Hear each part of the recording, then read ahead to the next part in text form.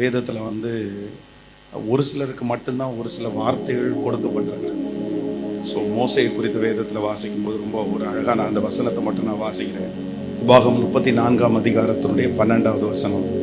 கர்த்தரை முகமுகமாய் அறிந்த மோசையை போல ஒரு தீர்க்கதரிசியும் இஸ்ரவேலில் அப்புறம் எழும்பினதில்லை என்று விளங்கும். கர்த்தரை முகமுகமாய் அறிந்த மோசையை போல ஒரு தீர்க்கதரிசியும் இஸ்ரவேலில் அப்புறம் எழும்பினது இல்லை என்று விளங்கும். அப்படின்னா அந்த மோசையினுடைய அந்த இடத்த ஸோ வேறு யாராலையுமே ஃபில் பண்ண பூர்த்தி செய்ய முடியல. அதனால் நமக்கு எல்லாருக்குமே தெரியும், நம்ம தகப்பனாருடைய இடத்த வேறு யாருமே பூர்த்தி செய்ய முடியாது. நம்ம ஆசைப்பட்டாலோ விருப்பப்பட்டாலோ நம்ம அந்த மாதிரி வாழணும்னு முயற்சி எடுத்தால் கூட நம்மளால் அந்த அளவுக்கு வாழ முடியுமான்னு தெரில. ஏன்னா அந்த மாதிரி ஒரு மிகப்பெரிய ஒரு இடத்தை ஒரு மிகப்பெரிய சாட்சியை நமக்கு முன்பாக அவர்கள் வைத்து போயிருக்கிறார்கள். ஸோ கடந்த கிட்டத்தட்ட ஒரு மாதமாகவே மோசையோடு இருந்தது போல நான் உன்னோடு கூட இருப்பேன், நான் உன்னை விட்டு விலகுவதும் இல்லை, உன்னை கைவிடுவதும் இல்லை. இந்த வசனம் என்னுடைய இருதயத்தில் ரொம்ப வந்துட்டே இருந்துச்சு, தொடர்ந்து வந்துட்டே இருந்துச்சு. அப்போ நான் நினச்சேன், சரி சில சூழ்நிலைகள் நிமித்தமாக ஆண்டவர் நம்மோட பேசுகிறார் போல, ஆண்டவர் நம்மோட இருக்கிறன்றதை கர்த்தர் உறுதிப்படுத்துகிறார் அப்படின்றது மாதிரி நினச்சேன். ஆனால் உண்மையிலே எங்களுடைய தகப்பனார் எங்களுடைய வீட்டிற்கு ஒரு உண்மையில் ஒரு மோசையை போல தான் அவங்க இருந்தாங்க. அவங்க வெளிநாட்டு ஊழியத்திற்கு இல்லை வெளி ஊழியத்திற்கு போயிட்டாங்க அப்படின்னு சொன்னால் எல்லாரையுமே கூப்பிட்டு ஒரு ஜெபம் பண்ணிட்டு தான் அவங்க போவாங்க. ஏன் அப்படின்னா, எந்த ஆபத்துகள் இல்லை ஏதாவது ஒரு கஷ்டம் ஏதாவது ஒரு பிரச்சனை நடக்குமானால் அவங்க எந்த டைமில் அவைலபிளாக இல்லையோ, எந்த டைமில் அவங்க இல்லையோ அந்த டைமில் தான் சில நேரத்தில் வீட்டில் சில ப்ராப்ளம்ஸு சில விபத்துகள் இந்த மாதிரிலாம் ஆகும். ஸோ அவங்க இருக்கும்போது அவ்வளோ சீக்கிரமாக எதுவுமே நடந்துடாது. எங்களுடைய குடும்பத்திற்கு, எங்களுடைய 4 குடும்பத்திற்குமே ஒரு மிகப்பெரிய பாதுகாப்பாக அவர்கள் இருந்தார்கள். மோசையை பார்த்தீங்க அப்படின்னு சொன்னால், மோசை கூட இருக்கிற வரைக்கும் ஜனங்கள் விக்கிரக ஆராதனைக்குள்ளே போகவே இல்லை. ஆனால் மோசை என்னைக்கு வெளியே போயிட்டாரோ அப்போ ஜனங்களுடைய எண்ணம் மாறிடுச்சு. ஆரோனால கண்ட்ரோல் பண்ணவே முடியல. அதனால் எங்களுடைய குடும்பத்தில் ஒரு மிகப்பெரிய ஒரு பாதுகாப்பை, எப்போ நாங்கள் ஒரு பிரச்சனை ஒரு சூழ்நிலை வந்தாலும் எங்களுக்கு இவங்களுக்கு ஃபோன் பண்ண உடனே அவங்க ப்ரேயர் எல்லாரும் மாதிரி ஒரு 2 மினிட்ஸு அப்படியெல்லாம் பண்ண மாட்டாங்க. குறைஞ்சது ஒரு 45 மினிட்ஸ் 1 ஹவர் பண்ணிடுவாங்க. ஸோ அந்த 1 ஹவரும் பார்த்தீங்க அப்படின்னு சொன்னாங்க, பாடுவாங்க, வார்த்தைகளை சொல்லுவாங்க, பாடுவாங்க, வார்த்தைகளை சொல்லுவாங்க.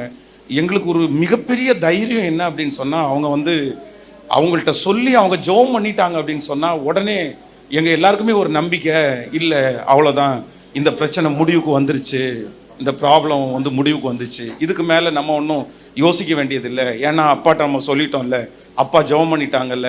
இப்படி எங்கள் குடும்பத்தில் ஒரு மிகப்பெரிய ஒரு பாதுகாப்பான ஒரு தகப்பனாக அவர்கள் இருந்தார்கள். ஸோ நாங்கள் அவங்களுடைய அந்த கேப்பை வேறு யாராலையுமே உண்மையிலே பூர்த்தி செய்யவே முடியாது. அவங்களுடைய அன்பு, அவங்களுடைய அணுகுமுறை, இங்கே இருக்கிற எல்லாருமே ஏதோ ஒரு விதத்தில் நம்ம ஆசீர்வதிக்கப்பட்டிருக்கிறோம்.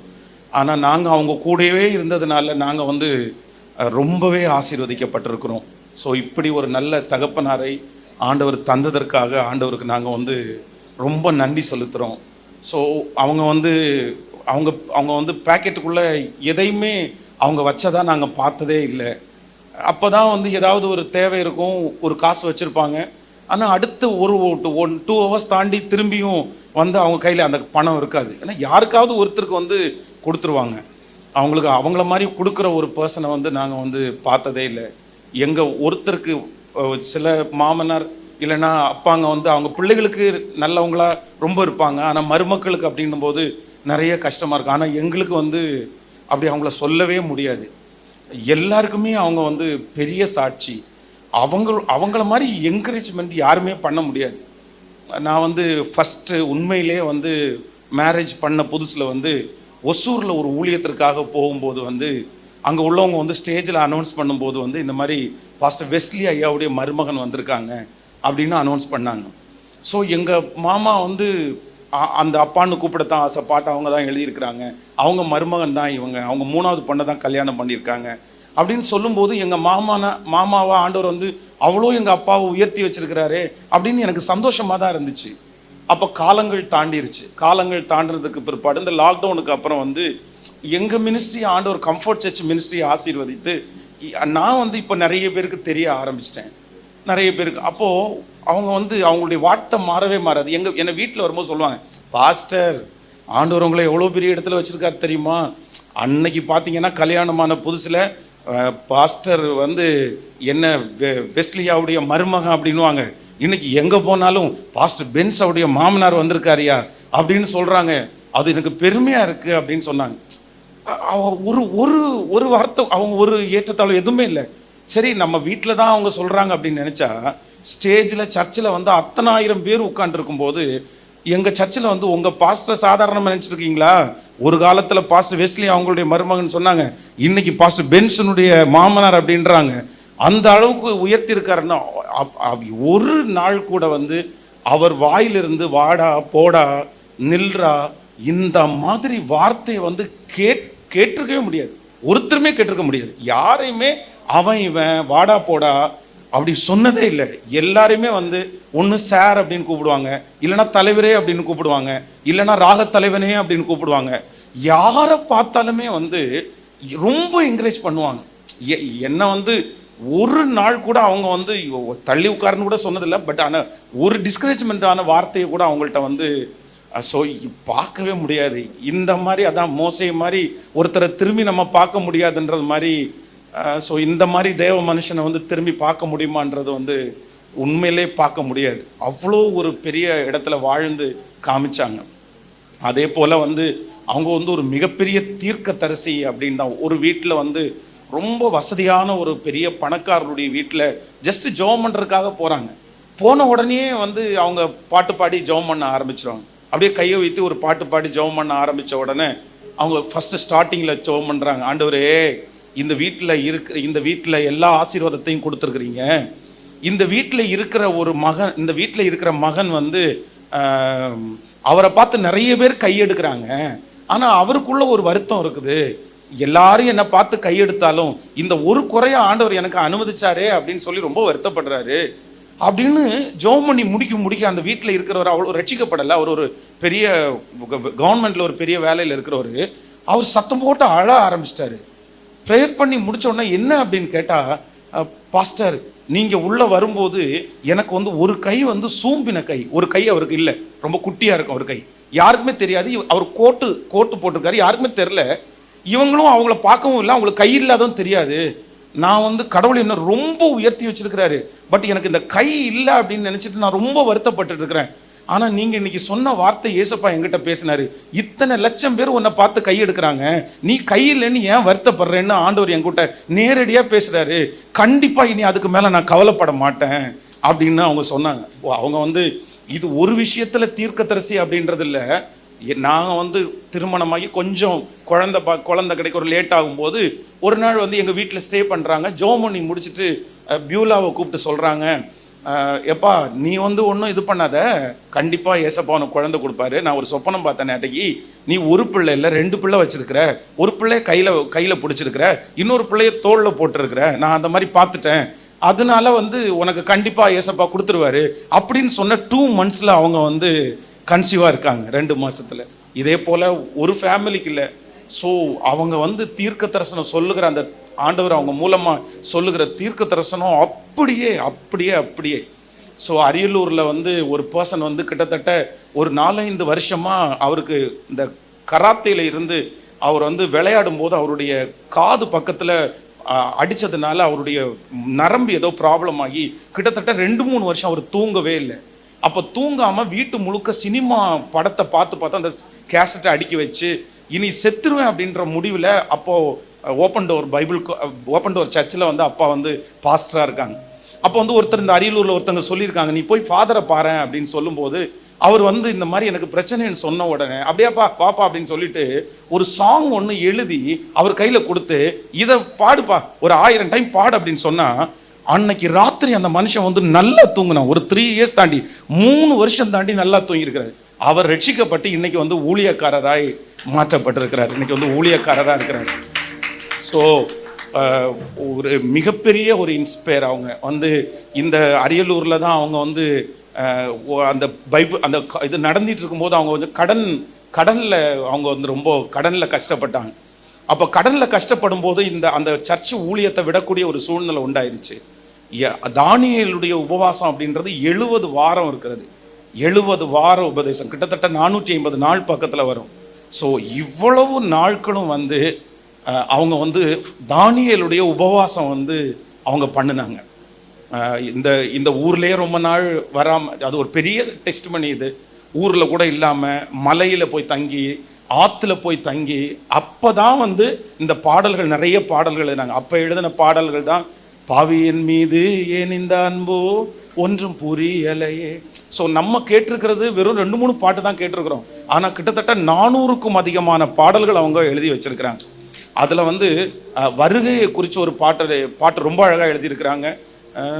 எத்தனை முறைதான் என்னை மன்னிப்பீரோ தேவா, உன் சித்தம் போல் என்னால் வாழ தெரியல தேவா, உந்தன் வருகையோ வேகம் நெருங்குது, எந்த இதயமோ காண துடிக்குது, ஆயத்தம் ஏனோ என்னில் இல்லையே தேவா, நியாய தீர்ப்பிலே நான் என்ன செய்திடுவேனோ தேவா தேவா தேவா. அந்த மாதிரி பாடல். அது அடுத்து வந்து ஒரு பெரிய ஒரு டெஸ்டிமனி என்ன அப்படின்னா, ஒரு நாள் இந்த பாடல், தேவனே சேனைகளின் தேவனே சேனைகளின் தேவனாகிய கர்த்தாவே, திருப்பி கொள்ளும் எங்களை மறைக்காதிரு முகத்தை, ரட்சியும் ஜனத்தை, திரும்பி வாரும் வானத்தில் இருந்து நோக்கி பாரும், இந்த திராட்சை செடியை விசாரித்தாரும். ஸோ இந்த சாங்கை வந்து இந்த திராட்சை செடியை விசாரித்து பாடிட்டே இருக்கிறாங்க. பாடிட்டே இருக்கும்போது அவங்க போற சர்ச்சில் வந்து ஒரு பொண்ணோட அம்மா வந்து ரொம்ப கருப்பா ஒரு பொண்ணோட உட்காந்து, அவ்வளவு வருஷமா அந்த பிள்ளைக்கு கல்யாணமாகவே இல்லை, அப்பாவும் இறந்து போயிட்டாரு. உடனே இவங்க வந்து பலிபீடத்துல இருந்து சொல்றாங்க, ஒன்றும் கவலைப்படாதீங்க, உங்களுக்கு யாருக்காவது வந்து உங்க பிள்ளைகளுக்கு யாருக்காவது ப்ரேயர் பண்ணணும்னா அவங்க மேல கையை வச்சு இந்த திராட்சை செடியை விசாரிச்சிருங்க அப்படின்னு ப்ரேயர் பண்ணுங்கன்னு சொன்னா, அந்த முன்னாடி லைன்ல இருந்த அம்மா வந்து தன்னுடைய பிள்ளையினுடைய தொடையில கையை வச்சு இந்த வருஷமாவது இந்த திராட்சை செடியை விசாரிச்சிருங்க அப்படின்னு இந்த பாட்டை பாடினா, அந்த வருஷமே அந்த பிள்ளைக்கு வந்து ஒரு மிலிட்ரி மேனை கல்யாணம் பண்ணி ஆண்டவர் வந்து அந்த பிள்ளைய ஆசீர்வாதமா ஆண்டவர் வச்சிருந்தாரு. அதனால அவர்கள் மூலமாக ஆண்டவர் வந்து இந்த உலகத்திற்கு கொடுத்த பாடல்கள் வந்து ஒருத்தர் அல்ல, 1,00,000 பேருக்கு வந்து ஊழியம் செய்திருக்கிறது. ஸோ இப்படிப்பட்ட ஒரு தகப்பனாரை வந்து நாங்கள் வந்து உண்மையிலே எங்கள் குடும்பம் வந்து ரொம்ப மிஸ் பண்ணுது. அவங்க இடத்த வந்து வேற யாருமே ஃபில் பண்ணவே முடியாது. அவ்வளோ பெரிய இடத்த நாங்கள் வந்து அதான் ரொம்ப பாதுகாப்பாக இருந்தோம்னு வச்சுங்களேன். அதுதான் ரொம்ப நான் வந்து அப்புறம் இந்த 1 மந்தாவே வந்து மோசையோடு இருந்தது போல உன்னோடும் இருப்பேன் அப்படின்னு என் மனசில் பேசிட்டே இருக்கும்போது ஏன் இதை சொல்கிறாங்க அப்படின்னு யோசிச்சிட்டே இருந்தேன். அப்புறம் இப்போ தான் போன 2 வீக்ஸ்க்கு முன்னாடி வந்து மோசையினுடைய மரணம் வந்து அந்த ஜனங்களுக்கு வந்து எப்படியெல்லாம் மிஸ் ஆயிடுச்சு, அவர் எவ்வளோ பெரிய ஏரியாவை கவர் பண்ணுறாரு அப்படின்னு சொல்லிட்டு நான் தியானிச்சுட்டு இருக்கும்போது அப்படியே தியானித்து எழுதி வச்சேன். ஆனால் இப்போ வந்து உண்மையிலே வந்து அந்த இடத்த நாங்கள் ரொம்ப வந்து தவற விடுறோம். ஸோ எங்களுடைய வாழ்க்கையில் வந்து ஒரு பெரிய பாதுகாப்பு நாங்கள் இழந்துட்டோம். ஆனாலும் ஆண்டவர் வந்து முன்கூட்டியே தைரியப்படுத்தினார். எங்கள்கிட்ட எப்போ பேசினாலுமே வந்து இந்த உலக வாழ்க்கையை குறித்து பேசாமல் அவங்க பரலோகத்தை குறித்து தான் அதிகமாக பேசியிருக்காங்க. நான் லாஸ்ட்டாக வரும்போது கூட சொன்னேன், நீங்கள் வந்து இப்போ ரொம்ப ஓடிட்டே இருக்கிறீங்க, இவ்வளோ தூரம் நீங்கள் ட்ராவல் பண்ணணுமா, கொஞ்சம் வந்து குறைச்சிட்டு எங்கள் கூடயே கூட வந்திருக்கலாம்ல, கொஞ்சம் இங்கே இருங்க, இந்த மினிஸ்ட்ரிலையும் இது பண்ணலாம் அப்படின்னு சொல்லும்போது வந்து, பாஸ்டர் இல்லை, ஆண்டவர் வந்து என்ன ஓட தான் சொல்கிறாரு, அதுவும் ரொம்ப வேகமாக ஓட சொல்கிறாரு, எலியாவை மாதிரி வந்து நீ எதுக்கு உட்கார்ந்துருக்குற, நீ உட்காரக்கூடாது அப்படின்னு ஆண்டவர் சொல்கிறாரு, அதனால் வந்து என்னை விட்டுருங்க அப்படின்னு சொல்லி. இந்த தமிழ்நாட்டில் எத்தனையோ சுவிசேஷகர்கள் இருக்கிறார்கள், ஆனால் இந்த மாதிரி ஒரு மனுஷனை ஒரு சுவிசேஷகரை பார்த்துருக்கவே முடியாது. அவங்க வந்து சில சர்ச்சில் போகும்போது பார்த்தீங்கன்னா அந்த சர்ச்சில் ஒன்றுமே இருக்காது, அவங்களுக்கு தங்கக்கூடிய வசதியே இருக்காது, ஆனால் ஒரு முகம் கூட சுளிக்காம அவங்க அங்கே தான் படுப்பாங்க. இவ்வளோ பெரிய ஊழியக்காரங்க தமிழ்நாட்டை உலக அளவில் தெரிஞ்சதுக்கு அப்புறம் கூட 10 பேர் இருக்கிற திருச்சபையில் 3 நாள் போய் உட்கார்ந்து அங்கே கன்வென்ஷன் நடத்திட்டு மனரம்யமாக ஜெபம் பண்ணி மனரம்யமாக பிரசங்கம் பண்ணி, ஸோ அதுக்கு இங்கே இருக்கிற நிறைய பாஸ்டர்ஸ் உண்மையிலே வந்து அதுக்கு சாட்சின்னு நான் நம்புகிறேன். யாரையுமே டேட்டு கேட்டு இல்லைன்னா தான் இல்லைன்னு சொல்லுவாங்களே தவிர, எவ்வளோ பேர் வர்றாங்க, சின்ன சர்ச்சா பெரிய சர்ச்சா, தங்குறதுக்கு ஏதாவது பண்ணியிருக்கீங்களா, எதையுமே கேட்டதில்லை. ஆனால் ஆண்டவர் கிருபையில் பார்த்தீங்கன்னா அவங்களுக்கு என்ன சாப்பிட்டாலும் ஒத்துக்கும், எந்த தண்ணி குடித்தாலும் ஒத்துக்கும், எங்கே தூங்கினாலும் தூங்கிடுவாங்க. அவங்களுக்கு தூங்குறதுக்கு பெட்டு இந்த மாதிரி கொடுக்க வேண்டியதே இல்லை. நம்ம வந்து அப்போ தான் பார்த்துட்டு வருவோம், 2 மினிட்ஸ் தான் பேசிட்டு வருவோம், அடுத்த நிமிஷத்தில் கொரட்டை விடுவாங்க. ஸோ அவங்க ஆண்டவரோட ரொம்ப நெருக்கமாக நடந்ததுனால நான் நம்புகிறேன், இந்த காலத்தில் நான் ஒரு ஏனோக்க பார்த்துருக்குறேன்னா அது இவங்களை தான். தேவனோட அவங்க வந்து சஞ்சரிச்சுட்டு காலையில் நாங்கள்லாம் ரொம்ப லேட்டாக வந்து ஊழியத்தில் முடிச்சுட்டு லேட்டாக வந்தோம்னா இவங்களும் அந்த நேரத்தில் தான் வருவாங்க. ஆனால் கரெக்டாக பார்த்தீங்க அப்படின்னு சொன்னால் இவங்க வீட்டில் ஸ்டே பண்ணுற நாள் வந்து ஒரு காலையில் வந்து டேமரின் சத்தம் கேட்கும். கரெக்டாக ஒரு 4 o'clock 3 o'clock எழும்பி அப்படியே டேமரின் வச்சு ஒரு 3/4 மணி நேரமாவது பாடிட்டு ஆராதிச்சுட்டு அதுக்கப்புறம் கொஞ்ச நேரம் படுத்துட்டு அதுக்கப்புறம் எந்திரிச்சு எப்போ பார்த்தாலும் அவங்கள வந்து பைபிள் டேமரின் நாங்கள் பார்த்துருக்கிறத ஆண்டவரோட மட்டும்தான் அவங்கள பார்த்துருக்குறோம். ஏதாவது ஒருவேளை எங்கள்கிட்ட கோவப்பட்டாலும் இல்லை அம்மாட்ட ஏதாவது நாங்கள் வருத்தமாக இருந்தால் கூட வந்து ஐயோ அவங்கள மாதிரி வந்து ப்ளீஸ் பண்ண யாராலுமே முடியாது. நான் வந்து என்னுடைய அப்படியே மருமகன் தானே, அப்போது நம்ம வந்து ஏதாவது டிஸ்டன்ஸ் அப்படியெல்லாம் ஒன்றும் இல்லை. டெய்லி காலையில் வீட்டில் இருந்தாங்க அப்படின்னு சொன்னால் கரெக்டாக அவங்க ஜோம் பண்ணி முடிச்சுட்டு ரெடி ஆகிட்டு என் பெட்ரூமுக்கு வந்துடுவாங்க. நான் கொஞ்சம் ஒருவேளை லேட்டாக எந்திரிச்சேன் அப்படின்னா வந்து என்ன பண்ணுவாங்கன்னா ஃபுல் மசாஜ் பண்ணுவாங்க. நாங்கள் பெட்ரூமுக்குள்ளே வந்து காலையில் அவங்களே வந்து மசாஜ் பண்ணுவாங்க. அப்பா போதும்ப்பா இல்லை உங்களுக்கு ரொம்ப களைப்பாக இருக்கும். உடனே அவங்க ஜெபம் பண்ணுவாங்க. என்ன ஜெபம் பண்ணுவாங்கன்னா, பெரிய ஊழியக்காரர் ஏசப்பா, அவருக்கு கால் அமுத்தி விடுறதுக்கெல்லாம் ஒரு பெரிய பாக்கியத்தை கொடுத்தீங்களே, தோலை அமுத்துறதுக்கு பாக்கியத்தை கொடுத்தீங்களே. எனக்கு அப்படியே அப்பா என்னப்பா சொல்கிறீங்க அப்படின்னு, பாஸ்டர் என்ன நினச்சிட்டு இருக்கிறீங்க, இந்த அபிஷேகத்தை கொஞ்சம் கொடுங்க ஏசப்பா, எனக்கு கொடுங்க ஏசப்பா, இந்த மனுஷனை மாதிரி எப்படிப்பா நிற்கிறதுன்னு கற்றுக் கொடுங்கப்பா. ஸோ உண்மையிலே வந்து ஸோ அந்த மாதிரி எனக்கு இப்போ என்ன தோணுது அப்படின்னு சொன்னால், அடுத்த ஜெனரேஷனுக்கு வந்து நம்ம இப்படிப்பட்ட ஒரு மைல்கல்லை வைக்க முடியணும், எப்படியாவது வைக்கணும் அப்படின்னு தான் தோணுது. ஏன்னா வாழ்ந்துட்டாங்க, ரொம்ப நல்லாவே எங்களுக்கு முன்னாடி வாழ்ந்துட்டாங்க. ஸோ உண்மையிலே ரொம்ப ஒரு பக்கத்தில் ரொம்ப சந்தோஷமாக இருக்குது ஆண்டவர் தந்த ஆயுஸ் நாட்களுக்காக. பட் திரும்பவும் தொடர்ந்தும் எங்கள் ஃபேமிலி எல்லாம் இதிலேயே மூவ் ஆகிறதுக்கு, ஆண்டவருடைய கனமான ஊழியத்தை செய்கிறதற்கு உங்களுடைய ஜெபம் கண்டிப்பாக எங்களுக்கு தேவை.